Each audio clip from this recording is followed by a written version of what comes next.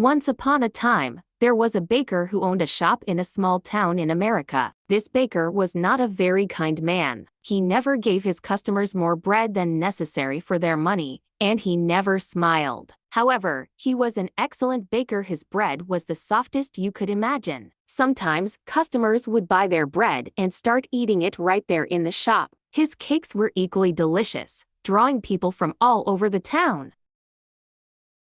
As people walked down the street, they could smell the baker's wonderful bread and delectable cakes, and it often led them straight into his shop. But not everyone came inside. Some stood outside, just savoring the smells and peering through the windows.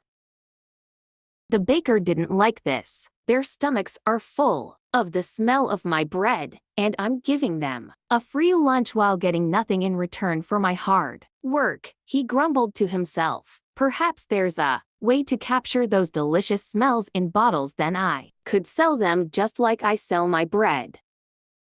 One winter morning, very early, the baker was in his shop, making bread. He wasn't singing happily while he worked, but rather complaining to himself about everything: the early hours, the cold weather, and anything else that crossed his mind. In the middle of all his grumbling, he noticed someone outside the shop looking through the window.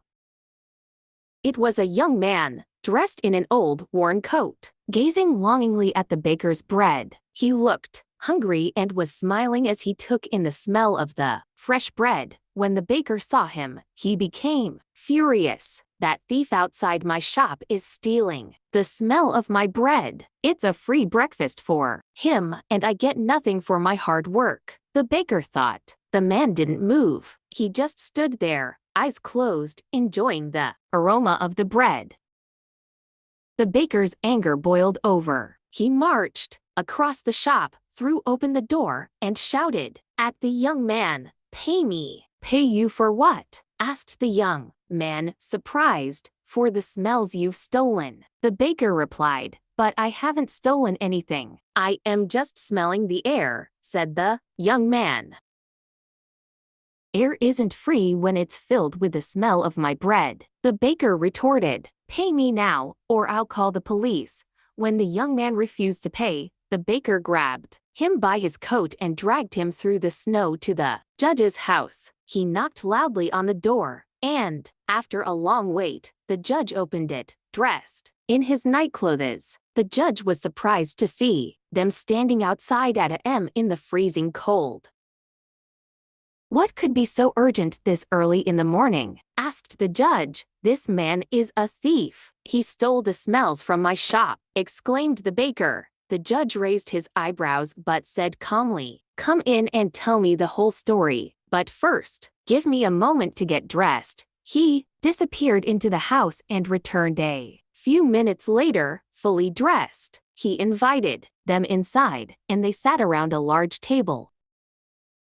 "All right, baker, you start. Tell me everything," the judge said. The baker began explaining how the young man had stolen all the smells from his shop without paying. Then, the young man argued that air was free and he hadn't taken anything tangible. The judge listened quietly to both sides of the story. After they finished, there was silence for a few moments. The baker, growing impatient, began to repeat his complaints, but the judge held up a hand.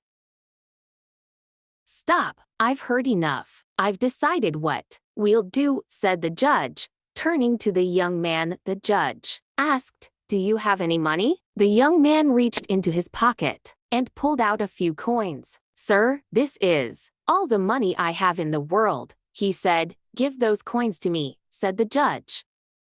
The young man handed the coins to the judge. The judge shook the coins in his hand, and they made a clinking sound. The baker's face lit up, perhaps for the first time in his life, and he held out his hand eagerly for the money, but the judge didn't hand over the coins. "Baker, listen carefully," the judge said. "You claim that the smells from your shop were stolen, and you believe the young man should pay.